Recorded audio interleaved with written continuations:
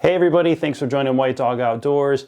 Today we're going to be doing a fly tying video of one of our favorite flies. It's the Sexi Stonefly, but it's a really heavy version of the Sexi Stonefly. So this fly catches more fish than any other fly I tie, and it catches almost all of my big fish, but I like it really heavy to be a really good point fly. So we're going to get into that fly tying video, but before we start, we have some pretty exciting news.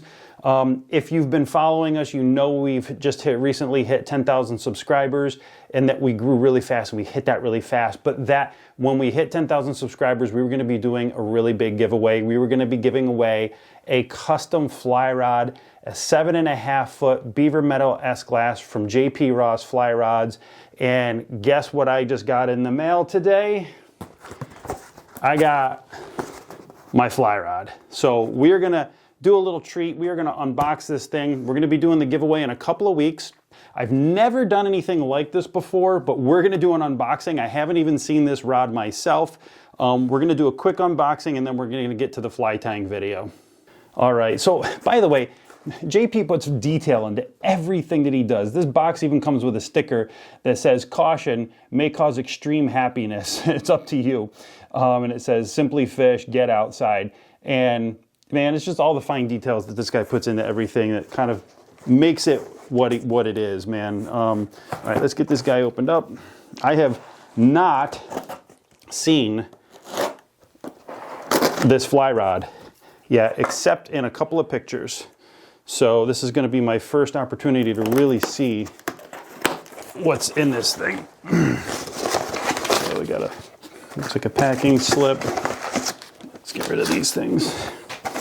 All right, now he did something special that I didn't know that he was doing. He created a wooden rod tube for this giveaway. So this rod is going to have a really sweet wooden tube. This tube apparently is worth about $250 alone before we even get to the fly rod. He's valued this at about $1,000 for this entire setup because of everything that he has done. Just absolutely amazing. All right, let's slide this guy out of here. Oh my God, you've got to be kidding me. This thing is ridiculous. I've never seen a rod tube like this in my life. It's got the nice JP Rod Fly Company. Hopefully you can see that. Really, really sweet. So I don't even know how to open this. Let's see how we open this. Okay. Oh, it slides right out. That was really nice. And here she is. Wow. Oh my God, it even smells good. That is absolutely incredible. Again, like I say, detail in everything. You know, even the cap of the rod tube is ridiculous. Whoever wins this is going to get one hell of a treat. All right, and this looks like it's vacuum sealed and everything. All right, let's open this bad boy up. I am super excited. Hopefully I'm gonna end up with one of these rods at some point too. But all right, so in this particular rod, they did a custom handle. This is oh my God, this is amazing. They did, I don't know if I'm gonna say this right, a rattan handle. It's like hand wound, and I don't know what that is on top, but it feels amazing. We got our White Dog logo, our new White Dog logo on it. It says 7.5-foot 3-weight. It's got its serial number on there. This is just absolutely amazing. My God, I absolutely have to have one of these. Absolutely. Oh my God. The reel handle is, the reel seat is, well, I'm not even sure. That's got to be some sort of wood. My God, this is absolutely, this is by far the prettiest thing I've ever seen in my life in terms of anything to do with fishing. This is, oh my God, this is amazing. Let me tell you what, you guys are going to be amazed at this thing. He's got a special guide on there as well. So this is a 4-piece, 7.5-foot 3-weight. Absolutely perfect small stream rod. This is the Beaver Meadow S glass. So this is the new S glass from JP Ross. And my God, this thing is just an absolute piece of artwork. Let me first say, if you want any kind of fly rod that really has character and speaks to, you know, something special and something what you want, I would definitely recommend to go check these guys out. We partnered with them for this giveaway. They've been absolutely awesome. He has absolutely blown me away in everything that he has done, and this is just absolutely amazing. In all honesty, this rod is the most amazing fly rod I have ever held in my hands. I can't even believe the artistry that went into this and the work that goes into these. Absolutely blown away. Jordan Ross at JP Ross Fly Rods, I can't thank you enough for partnering with us on this and everything that we're going to be doing in the future. If you guys don't know Jordan Ross at JP Ross Fly Rods, go check them out. I'm going to link their stuff down below. They have an amazing line of custom fly rods. I have one of his other glass rods, the Mirror, that's absolutely beautiful as well. But this is the new S glass. It's just lighter, and oh my God, I cannot wait to get one of these myself. But go check out Jordan and check out his In the Scene podcast as well. I'm going to link that down below as well. We did a session on there a couple months ago that was really fun to do, but he's got some really cool stuff on there. So check all that stuff out. But when we do this giveaway, we're a couple weeks away from doing the giveaway. I've got a couple more things I'm waiting for in terms of merchandise and stuff like that. I've got hats with our logos and some koozies with our logos and different stuff like that. I want to incorporate those into the giveaway as well. This is the grand prize winner, but I don't want to limit it to just one winner, so we're going to have a few different prizes. So as soon as I get that stuff, we'll be ready to do this giveaway. So I'm a few weeks away from that. But this is going to be announced on all of our social media platforms, but the giveaway itself is going to take place on Instagram. So if you don't follow us on Instagram, go to Instagram and follow us there. We're at White Dog Trail on Instagram. And that's where the actual giveaway will be taking place. I just need to be able to communicate with people securely, and that's the platform to do it. So anyway, this is an absolutely beautiful rod. Whoever gets this is going to get This is like a treasure. Whoever gets this is getting a treasure, I swear to God. I'm so excited to give it away. Let's get on to the fly tying video of the Sexi Stone. As with all of my fly tying videos, I like to give away a half dozen flies. So we're going to do that in this video too. In order to take place in that particular giveaway, just be a subscriber on the channel, give us a thumbs up, and leave a comment down below letting us know what kinds of things you want to see, maybe different fly tying videos you want to see. And then if you haven't already, check out our Nymphing series. We've got a lot of stuff out on our Nymphing series. I'll link that playlist down below. But all right, enough talking. Let's get to our fly tying video of the Sexi Stone. All right, so today we're going to be tying a version of the Sexi Stonefly, and I know I've done the Sexi Stonefly on the channel before, but I've changed the way I tie it a little bit since I did the original video a few years ago. I tie it a lot heavier now. This tends to be a point fly for me when I'm Euro nymphing almost all the time, a lot of the time, and this fly just catches a ton of big fish. I swear to God, all my better fish come on this fly. So I tie it a lot heavier now for deeper water, faster water conditions. Really helps me get my flies down. So this is a version of the Sexi Stone. I call this the Sexi Stone Bomb, or the Sexi Bomb for short, just because it's tied so much heavier. So we're going to go through that heavier tie today. So I'm going to go ahead and get this started. We are going to be using... I use a size 10 streamer hook to start. So we're going to be using a size 10 streamer hook. This is a Mustad. It's a 2x heavy, 3x long. This is a size 10. If you were going to be tying this for steelhead, and these are great for steelhead too, I probably would go with a slightly heavier gauge hook if possible. You know, when I'm fishing trout, even big trout, you know, 20, 22 inchers, I can land them pretty easily with this hook. They won't bend out. There'll be a little bit of movement, but I'm using a Euro rod that's a 10.5 foot 3-weight that's very soft tip, and it's going to really protect my tippet, and it's going to protect these hooks as well. So I do like this size hook. I found it to be really good happy medium for pretty much everything I do. All right, so we're going to start off with that hook. And we are going to start with a tungsten bead. So we're going to put on a 5/32 tungsten bead. This one is it's kind of a metallic brown.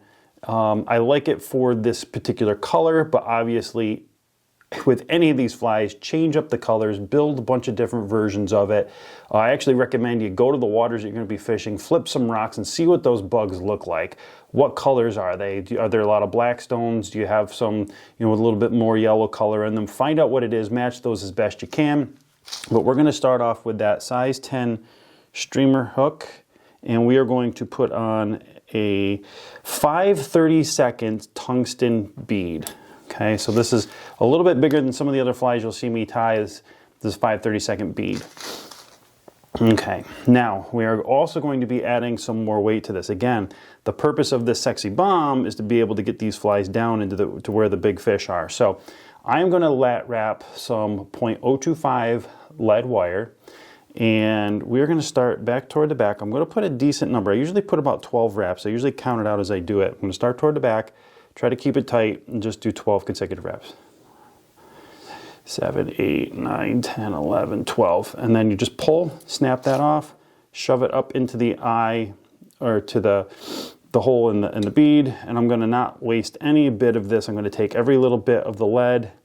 I'm going to keep it nice and tight, and I'm going to jam it in there with my fingers. So I'm using my thumbnail basically to jam that in there. Okay, so that is pretty good. Now, I'm going to add another tungsten bead, and this is where I say I really want some really heavy ones sometimes. This is a significantly heavy fly. Really, really like it. So I'm going to add a second bead. This is a 1/8 inch tungsten bead. Doesn't matter what color it is, it's going to get mostly covered up. You're going to see it pop through just a little bit. I'm using kind of this metallic olive bead just because I thought I was going to use them for other things and I haven't used them. So these are kind of like a leftover bead that I'm not using. So I'm just going to throw that one on there. Now, you want the open part of the bead to face the lead both ways. Okay, so once I get this clamped in. So the open part of the big bead is going to be here with the lead going into it, and the open part of the little bead is going to be here with the lead going into it. Okay, that we're kind of sandwiching the lead with our beads. Okay. Now we're going to jump right into the thread. We're going to try to secure this bead in here. See how it's a little floppy? We're going to secure that guy in there. So we're just going to be using some brown 6/0 thread. Anything that kind of matches the fly. If you wanted to give it a hot spot, go ahead and feel free to use a brighter color. Maybe a yellow or a red or a pink or something like that. Like I said, change up your colors as you see fit. I like to tie it in a few different colors. We'll get into that when I get into the chenille. But I've also noticed in some of the like heavier pocket water and stuff like that, or some dirtier water, it helps to have some bright colors sometimes. So having a contrast between the color of the fly and maybe a hot spot, or maybe a rainbow bead on the front, or something like that, or maybe even potentially some colored legs. So we're going to start right behind the little bead. If I can grab my thread, come on, buddy. And we're going to just start spinning right behind that and trying to keep that bead in place. So we're basically just going to build in behind that. I'm going to taper it down just a little bit toward the tail. I just want to make sure that that is going to be nice and secure and that bead's not going anywhere. Okay, we'll clip out our tag end here. Now, you don't have to, but I like to kind of go up and down the fly a little bit with the thread just to make sure everything's nice and buttoned in. You're going to have a little trouble getting over this back bead. So what I do is I just put my finger on the bead, and that helps me get over the bead and into the lead. Okay, so I'm essentially just gonna wrap up the lead. Just give it a little bit of, secure everything in there nice. You can see how that hook moves a little bit when I'm using the thread. And that's why I say there is a little bit of give in this hook, but the good Euro rods are going to protect that and not let it bend out. All right, and again, I'm going to put my finger here and just kind of like get it back across. Just helps it get across. Okay, so now we're all set to go. We got everything pretty well ready to go. So now this is called a Sexi Stonefly because it uses a legging material called Sexi Floss. So I wasn't being like real creative or anything. It's just Sexi Floss that I use for the legs. You could use rubber. I don't use rubber. This Sexi Floss will last a lot longer. Not that I keep these flies for very long, but even in the packaging material, I get a ton of this packaging material. I've been tying these Sexi Stones for several years. I'm still on my original material, but I got a ton of this left too. So Really kind of cool. Again, like I said, as you put on the different legs here, you can mix up different colors. If I'm tying a black, I'm going to tie the black Sexy Floss. I got a couple different browns. This is a little bit darker. I like the lighter color a little bit, so I'm using a copper brown on the legs now, and I just think it gives a little bit of contrast. If I wanted to do something really bright, maybe I'd do something like the yellow. Okay, but again, you know, just kind of judge your colors based on what you think you need in your environment. So I already got one of these guys pulled off of here. So we're going to basically build in a tail. We're going to build in kind of two tails going back like that, right? So I'm just going to kind of hold this up. And sometimes you'll see, you can't really see it on this one, but sometimes there'll be a little bit of a curvature to the material. Just try to have that curvature bend away from the fly. It's just going to help kind of create the split in the tail. I'm just going to hold it against the end of the fly here toward the bend. I'm going to kind of do a couple of loose wraps. So what I do is I do a couple of loose wraps, and then I can literally just move this exactly where I want to, and I can get it right in position. So I really like that one. I'm going to fold it back, kind of wrap the thread, and it's going to help me place this second one. Okay, so now I got that in place. I'm going to come through and I'm going to trim these. So what I tell people, don't be afraid to leave them a little bit long. It's okay. You can always go back and trim them, but if you cut it too short, you're not going to be able to go back and add material. Proportions are generally key. Some people like the legs really long, some people don't. I really kind of prefer in the middle. We're going to bring the thread back up a little bit, up to the front, and now we're going to hit our chenille. Okay, so when it comes to colors, browns and blacks are great. This is what I've been tying a lot lately. I got this from the Fly Fish Food guys. Those guys are awesome. So this is kind of a, what do they call it? Like a small stonefly chenille, and this is a black brown. I actually thought it was going to be a little more mixed in terms of brown and black. It's not quite as bright, but I like it. It's been doing well. It gives a slightly smaller profile. Obviously, if you're doing black, just use some black chenille, anything like that. I do have a little bit of sparkle chenille that I got from the Fly Fish Food guys as well. Give a little bit of sparkle if I wanted, maybe for steelhead or something like that. And then, you know, this is the one that I was really using a lot. This is a black brown again, but there's more brown in it. You can kind of see there's a little bit more of a distinction of that brown. And then this one's kind of like a little more orangey. And I've noticed that some of the bugs in my rivers specifically have like that yellow kind of undertone to them, either the back, on the underside of them, or the legs. So sometimes I'll tie up different colors. I'm going to have various colors, but this will be one I'll tie as well. But for now, we're going to stick with the one from the Fly Fish Food guys. This is a black brown, and I don't tend to cut pieces of this off because I want to. I don't want to waste material, so I'm really just going to kind of keep this in a ball, and I'm going to tie this in at the tip. So we're going to tie this up by the first bead. We're just going to catch a little bit of it, and I'm just going to bring it back along the body, just like this, right back to where we had that tail split. Okay, I'm going to lay it off the back and just kind of let it hang. Okay, now we're going to bring this back up. We're going to bring it right about to the center. Now, we are going to start wrapping this guy. So we're just going to wrap a little bit in the back. I'll probably get about 2 wraps in before I hit that bead. And this is where you're going to jump over the bead. It's going to split a little bit. This is where you're going to see that, just a tiny bit of that bead. That's okay. Okay, we're going to tie it right about in the middle, and we're going to do 2 wraps just to tie it off, and we're going to kind of hang it back down, hang the chenille back on the back again. We're going to bring on our Sexy Floss again. We're going to tie in a couple more legs. Okay, so all I'm doing is I'm holding this against the side. I'll tip this up a little bit so maybe you can see that a little bit better, but I'm going to hold it along the side like this. A little bit harder angle when I'm not where I want to be. And then I'm going to tie a couple of loose wraps again and lock it in, and then I'm going to move it to where I want it. So I'm going to bring it back just so I can work with it. But I'm going to lay it out just how I want it, the right length. I'm just going to hold it in with my left hand. We're going to tie a couple of loose wraps. Again, bring out the length and the angle that I want. Tie it in just a little bit tighter. Bring it around to the front again. Lock it in. Okay, and bring the thread up to the front. Now, I'm going to cut this back too to get about the same length as my other legs. And you can see these are kind of sticking forward a little bit. But when we wrap the chenille back around, we're going to bend that back a little bit. So we're going to take this and we're going to wrap the chenille around And I'll bring it back up, and now you see how those are angled back a little bit more now, right? So that just kind of angles it back a little bit more. We're gonna bring it right around to the front. I'll squeeze in one more. And we're just gonna tie this off right at the head. 3 wraps behind. I usually do just a couple of wraps in front just to lock that guy in, and we're gonna cut out our chenille. Okay, and we're done with the chenille. We're almost there. We just gotta add the legs in the front too.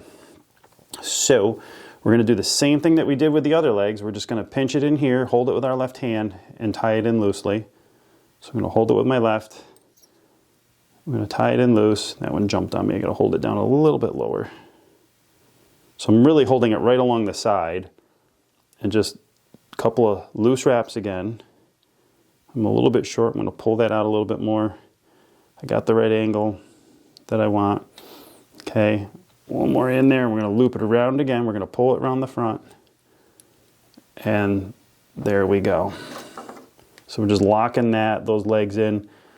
I'm gonna cut those, and I'm gonna hold this nice and tight, but I'll turn it so you guys can see, you know, we got all 6 legs. I'm holding that a little bit tight, but we got all 6 legs popping out there. Okay, let's throw on a whip finish. This is just gonna lock it in for us.